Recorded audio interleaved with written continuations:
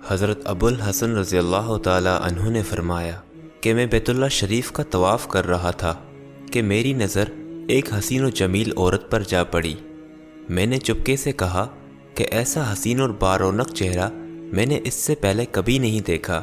معلوم ہوتا ہے کہ یہ عورت غم و حزن اور رنج و ملال سے فارغ ہے۔ اس عورت نے میری بات سن لی اور کہا، بھائی جان، آپ نے غلط سمجھا ہے، بلکہ حقیقت یہ ہے کہ میں سراپائے حزن و ملال ہوں اور مصائب و تکالیف سے میرا دل زخمی ہے، بلکہ میں سمجھتی ہوں کہ میرے جیسا دکھی کوئی اور نہ ہوگا۔ میں نے کہا، وہ کیسے؟ تو اس عورت نے کہا کہ ایک مرتبہ میرے شوہر نے میرے 2 بچوں کے سامنے بکری کا بچہ ذبح کیا اور تیسرا شیرخوار بیٹا میری گود میں تھا۔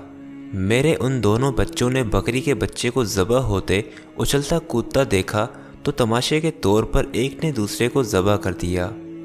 میں کھانا بنانے میں مشغول تھی، بڑے بچے نے چھوٹے کو ذبح کر ڈالا، پھر ڈر کے مارے جنگل کی جانب بھاگا تو اسے بھیڑیا کھا گیا۔ میرا شوہر اس کی تلاش میں نکلا تو اسے پیاس نے گھیر لیا تو وہ اس کی تاب نہ لا کر انتقال کر گیا۔ میں ذبح شدہ بچے کو اور بھیڑیے کھائے ہوئے بچے اور شوہر کو دیکھنے گئی تو شیرخوار بچہ جل کر مر گیا۔ وہ ہانڈی کے پاس بیٹھا تھا، اس نے رینگ کر ہانڈی پر ہاتھ ڈالا تو ہانڈی الٹ گئی۔ گرم پانی اور بوٹیوں نے اس کو جلا ڈالا۔ اور تو اور میری نوجوان شادی شدہ لڑکی کو پتہ چلا تو وہ اس صدمے کی تاب نہ لا سکی اور بے ہوش ہو کر زمین پر گری اور ڈھیر ہو گئی۔ اب اس تمام خاندان میں تنہا رہ گئی ہوں۔ حضرت ابو الحسن رضی اللہ تعالی عنہ فرماتے ہیں کہ میں اس کی درد بھری کہانی سن کر حیران رہ گیا۔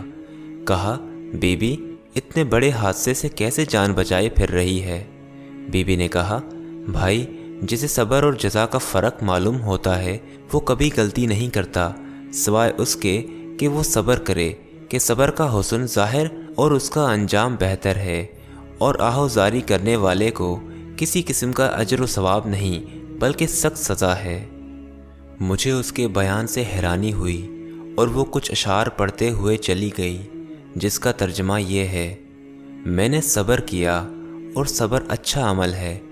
مجھے آہوزاری اور واویلا کچھ فائدہ دیتا تو میں ضرور کرتی، پر میں نے صبر کیا۔ اگرچہ یہ بوجھ پہاڑوں پر ڈالا جاتا تو وہ پہاڑ ریزہ ریزہ ہو جاتے۔ صبر ایک عظیم نعمت ہے۔ انسان کو چاہیے کہ ہمیشہ اور ہر حال میں صبر کا دامن مضبوطی سے تھامے رہے، کبھی بھی صبر سے منہ نہ موڑے کہ اللہ تبارک و تعالی صبر کرنے والوں کے ساتھ ہے۔ پروردگار عالم ہمیں اور تمام مسلمانوں کو صبر عطا فرمائے۔